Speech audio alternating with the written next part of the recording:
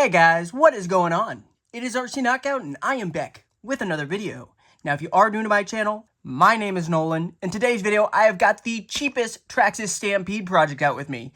Now what we're doing in today's video is the first upgrade for this machine. It's technically an upgrade, but it's something that comes included with your ready-to-run model. We are going to be installing the optional gearing that comes with your machine. So it should be in the packet with your owner's manual, as you can see right here. So let me get this ripped open.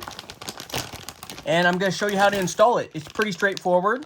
So the optional pinion gear, let's get ripped out of the packaging real quick. Let's see what the optional gearing notes say. All right, so this is a stock gearing right here. So what we're going to be taking off is a 16-tooth pinion. And what we're going to be putting on is the 21-tooth. So we're going to be going up 5 teeth.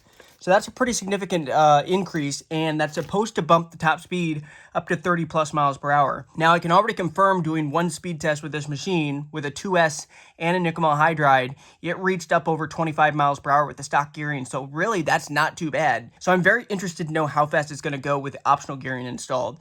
So let me go ahead, resituate the camera, and we'll jump right in this install. Alrighty guys, so we're primarily going to be focusing back in this area right here because we have to get to the gear cover. And just to make this a little bit easier, I'm going to go ahead, remove the 7mm nut and remove this wheel just for ease of access. You can do it without doing this, but for showing you guys, it's going to be a lot easier for you guys to see if I remove this wheel. Alright, got the wheel nut removed, remove the wheel, and now we have clear access to these 2 screws, so one here and one there. And I just forgot that these are Phillips head. They are not hex screw. I forgot about that because the cheapest Traxxas Stampede project, majority of these screws are not hex screws. So I have to go find a Phillips head real quick. I will be right back with you guys. Alrighty guys, I am back. I found a Phillips head screwdriver. Hopefully this one will work. So we're just going to remove these 2 screws. Yeah, this one's a little big, but we'll make do. Just need to be careful not to strip it. I should look in the toolkit. I don't think there was one included, but I could be wrong. By the way, if you're enjoying this whole cheapest Traxxas Stampede project, go ahead, give this video a thumbs up. Also subscribe and hit that bell so you will be notified when I come out with new videos, because the next video we will be testing the high-speed gearing. All right, so small screw came out of the bottom hole. Longer screw came out of the top one. I like to just put them back in the holes so you don't lose stuff. It's very easy to lose screws. And then what we're going to do is we're going to loosen the 2 screws, which are also Phillips head, so we can slide the motor away from the spur gear. So just loosen those up a little bit. A little bit more, I guess. I wonder if this has, yep, it does. See, my slash had the exact same thing. There's actually a little, it's hard to tell, but that bit right there, that's a plastic piece that's supposed to hold the gear mesh. So it holds the gear mesh when you're running the 90-tooth spur gear and the 16-tooth pinion. But the issue is, in order to run the 23-tooth, what you actually have to do is you have to take it all the way out. So you have to take both these screws all the way out, remove that plastic piece that's in front of the motor, so then you can slide the motor far enough away to install the 23-tooth. Kind of pain in the butt, but I understand why they do it. They do it for beginners, so you can't really mess up the gear mesh.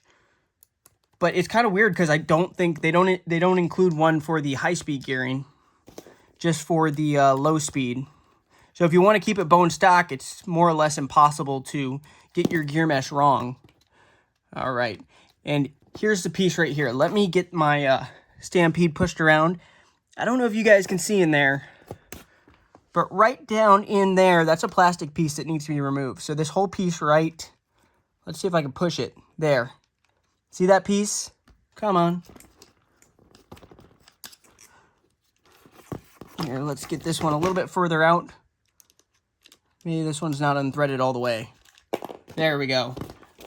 All right, and that piece fell out. So this right here holds the proper gear mesh for a 16-tooth pinion and 92 spur gear. But we got to ditch that if we're going to run the optional gearing.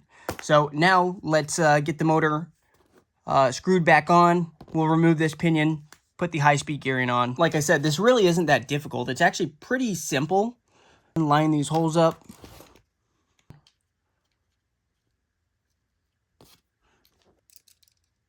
Apologize if you're not seeing this very well on camera.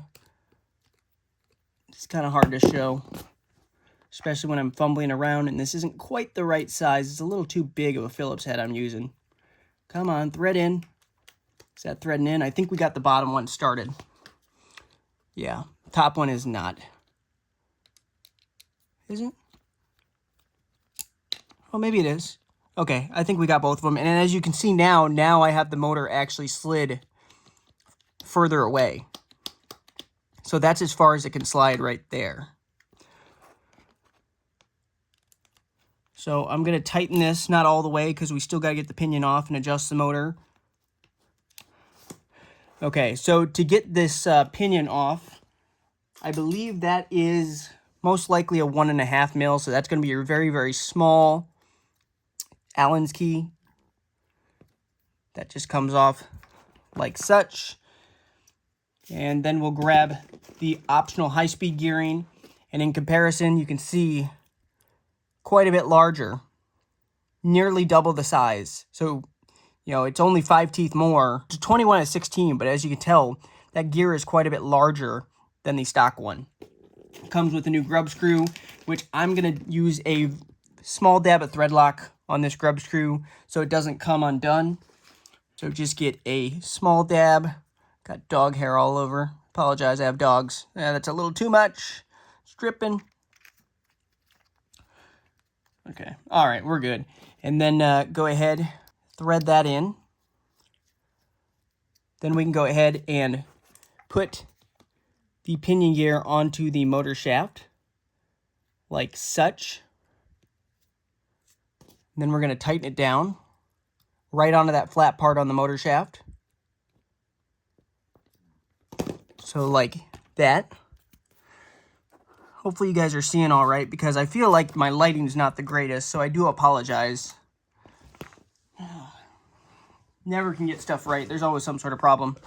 All right, I zoomed in a little bit more. So I've got the pinion right there tightened onto the flat part of the motor shaft. So now all we have to do is get the gear mesh set properly, which you can do multiple different methods.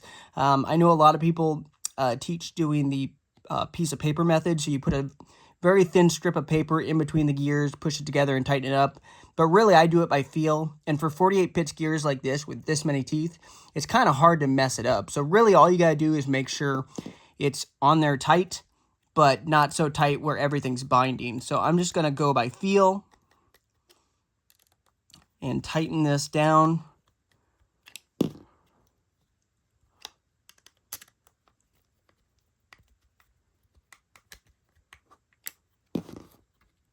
See, that's a little too tight right there. So we're going to back them off a little bit.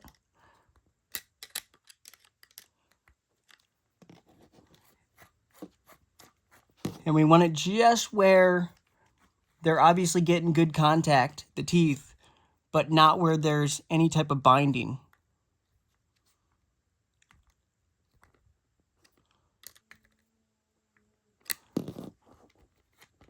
All right, and just like that should be good. You can do a little bit of a wiggle test.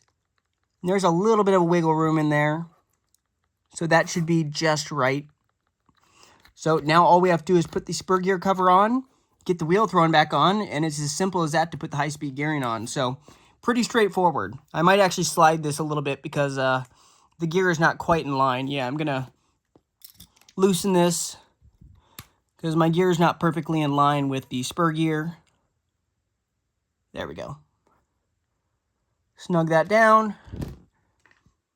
And now it is perfectly in line with the spur gear and everything spins very smoothly. The teeth are coming fully in contact with each other.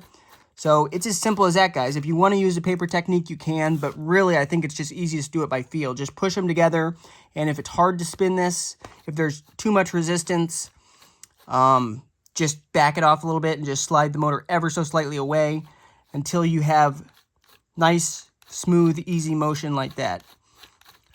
So I think I'm going to go ahead, throw the gear cover back on, throw the wheel back on, In the next video, you're going to see me test out the top speed gearing with GPS. So we're going to test out the top speed with the optional gearing. So we're going to run a 2S as well as a nickel metal hydride. And then you're also going to see me bashing with the high speed gearing, even though it probably says on here that the optional gearing, it says right here, the included high speed gearing is intended for high speed running on hard surfaces, and this gearing is not recommended for off-road or repetitive starting and stopping. But that's exactly what I'm going to do with it. So if it burns up the ESC in the motor, so be it. At least I'm having fun in the process. So like this video, subscribe, hit that bell. Stay tuned for the next video. Later.